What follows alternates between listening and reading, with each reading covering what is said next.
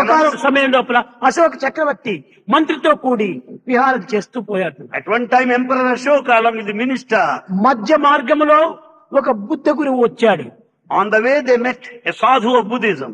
ఈ అశోక చక్రవర్తి పరిగెత్తిపోయి తన శిరస్సు ఆ బుద్ధ గురువు యొక్క పాదముల పైన పెట్టాడు. Emperor Ashoka prostrated in front of that sadhu, Buddhist monk. మంత్రి చూచాడు, Minister saw this. చాలా కష్టపడ్డాడు. He felt so sad.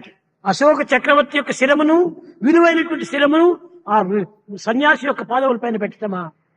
The head of the emperor just prostrated అని in చాలా front of that monk. చాలా కష్టపడ్డాడు ఈ మంత్రి. The minister felt very sad. తాను మంత్రి మాత్రమే కాని సంకుచితమైన బుద్ధులు. Being a minister, he has got narrow mind. ఆ విశాలమైనటువంటి బుద్ధి లేదు ఆ మంత్రికి. He has no broad feelings. సమయం చూచాడు. He waited for time. ఇంటికి వెళ్ళిన తర్వాత, మహారాజా నాకు చాలా కష్టంగా ఉంటుంది అన్నాడు. Having returned, he said, "O king, I don't understand what ఎందుకోసం happened." మంత్రి, దేనికోసం నీకు కష్టంగా ఉంది? The king asked, "Why are you worried?" Ashoka చక్రవర్తి మహా విలువైనటువంటి శిరస్సు. The head of that emperor Ashoka is highly valuable. అట్టి విలువైనటువంటి శిరస్సును ఒక సన్యాసి పాదముల పైన పెట్టటమా?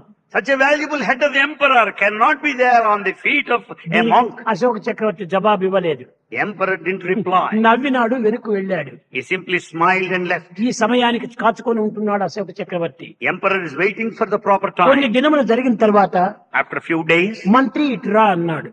and he summoned the minister. నాకు 3 శిరస్సులు కావాలి అన్నాడు. He said, "I want 3 heads." ఏమిటి స్వామి? తప్పక నేను తీసుకుని వస్తానన్నాడు. He said, "What are they? I'll certainly bring."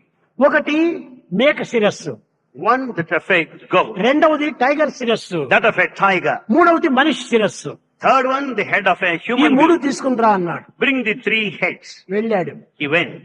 ఏదో ఒక దగ్గరికి వెళ్ళాడు, మేకతో కొట్టాడు, ఒక శిరస్సు తెచ్చాడు. He brought the head of a goat. అడవికి వెళ్ళాడు, వేటాడాడు, పులి శిరస్సు తీసుకుని He వచ్చాడు. went to the forest, brought the head of a శ్మశానానికి tiger. వెళ్ళాడు, బూడుస్తున్నటువంటి ఒక శవం యొక్క శిరస్సును తీసుకొచ్చాడు. And he has beheaded, brought the head of a dead body. ఈ 3 తీసుకుని వచ్చి రాజుకు చెప్పాడు. రాజా, మీ ఆజ్ఞ ప్రకారం నేను తీసుకుని He వచ్చానన్నాడు. told the king, "Here are the 3 heads brought to you as per the మంచిది, command. ఈ 3ని రేపు మార్కెట్ కి తీసుకుని అమ్ముకొని రా అన్నాడు. And this is good. Sell them out there in the market." Market కి పోయిన తక్షణమే మేక శిరస్సు ఎవరో బిర్యానీ కొనుక్కున్నారు. తిండిపోతులు ఉన్నారుగా, కొనుక్కున్నారు. The head of a goat was immediately purchased there in the market, sold out.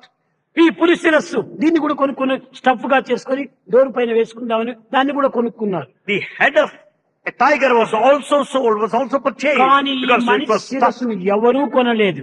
Human head was not bought by anybody.